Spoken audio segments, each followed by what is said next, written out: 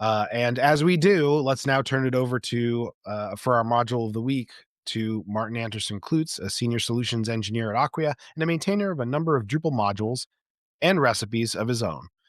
Martin, what do you got for us this week? Thanks, John. Have you ever wanted to replace a text field on entities you reference in your Drupal site? There's a module for that. It's called Entity Reference Override, and it was created in September of 2016 by Jeff Eaton, though recent releases are by Benjamin Melanson of Agaric. It has a 2.0.0 beta 3 version available, which works with Drupal 10.1 or 11. It is actively maintained, has opted into security coverage, but needs a stable release. Does have test coverage and a user guide available, which also includes a tutorial video. Now, it has 13 open issues, two of which are bugs against the 2.0 branch, which is pretty good considering the module is officially in use by over 2,000 sites, according to Drupal.org. Now, the module defines a new field type with associated widgets and formatters. Your site editors will see a normal text or normal entity reference field, either autocomplete or select, with an additional text field. Text provided in that additional field can be used to override a specific field in the referenced entity's display or add a class to its rendered markup. This could be handy in use cases like showing people with project-specific roles or showing related articles with a summary tweaked to be more relevant to the main content being viewed. It's not a super common need, but if you need this capability, it can save having to set up a more complicated content architecture with some kind of intermediary entity. I thought this module would be interesting because today's guest, Mike Adello, is listed as one of the maintainers. So, Mike, can you tell us about your history with the module and how you've used it? Yeah, this is pretty funny because when I first looked at our rundown and saw that module, I'm like, "That module seems familiar." And after I looked at the project page, I was like, "Oh," because I'm a maintainer. This is one of those project or co-maintainer, I should say, and very inactive co-maintainer. Let me just add that tag on as well. This is one of those modules, and I'm sure, everyone here has probably been in this situation. Are kind of, once you start maintaining modules or start contributing in a lot of different places, every now and then when you actually open up a merge request or active an issue queue, sooner or later the maintainer's going to come by and be like, "Hey, do you want to be a maintainer? Do you want to help me out? Do you want to be a maintainer?" And sometimes they ask that question, you have a chance to respond. Sometimes they just make you a co-maintainer. I think this is the case for this module. Um, I did use this module for a large client, I don't know, 4 or 5 years ago, modern Drupal era. Um, and I specifically needed the use case where we were selecting an entity reference, but we just needed a little snippet of information to go to kind of travel along with the reference.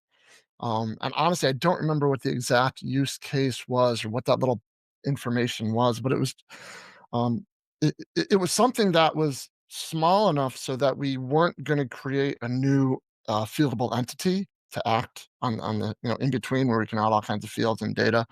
We just need like a little bit of plain text to go along with it. And Yeah. at the time, this module, I don't know if maybe it just wasn't compatible with Drupal 9 at the time, and I did the work to get it compatible, something like that.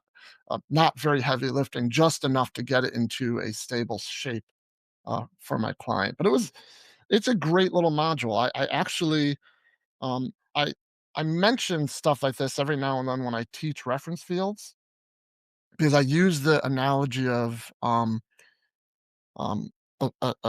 like in sports, you have a player fieldable entity and a team fieldable entity, and you can relate a player to a team. But there's so much more information about that relationship, right? There's like, when was the contract signed? What years did they play for that team? That's all information about the relationship, not about the team or the player. So this is just a much lighter version of that, where you want to just add some information about that relationship that's not specific to either side of it. Yeah, this is one of those modules where if I had a use case for it, I would create that intermediary, like, contract entity or something, the relationship signifier and just go that like, I wouldn't even think to look for a module for because I wouldn't think that you could make it generic enough to be useful. So this is a good one to keep in mind. Like if you just need to override a label or something or make it a little bit nicer, it seems like this really solves an issue elegantly. But Yeah, I would have never have thought to look for it. yeah. I mean, the project I was working on had just dozens of fieldable entities. I think we had a custom entity type as well, and we were trying to not have to add more. So, and Yep. it was just we just needed a little bit of descriptive text on one particular relationship, and this worked great, and it's still in use. So, I mean, we've been Mm, using it for years. So it's when you need it, you need it. Yeah. I feel like you could essentially maybe use this in like an events website too. Like one use case that came to mind immediately for me was like, oh, maybe you need have a speaker and a session, right? And like the session is referenced to the speaker, and the speaker has a bunch of other fields on it that you need: first name, last name, social media stuff, right? But then maybe you want to update that speaker's bio a little bit to be more specific to that event or that topic that they're speaking on, right? This could be a good use case for that, where you're like, oh, let me put in their custom bio as opposed to their generalized bio from their yep. user profile. But um I like the fact that Mike Anello is like an honorable mention maintainer of this module. I think that's an interesting subset of maintainership. That's a that's a Mhm. that's the perfect phrase for it. At this point, I'm definitely an honorable mention. All right. Well, Martin, as always, thanks for pulling out a topical module of the week. If folks wanted to suggest their own or just chit chat about modules, where could they go about doing that?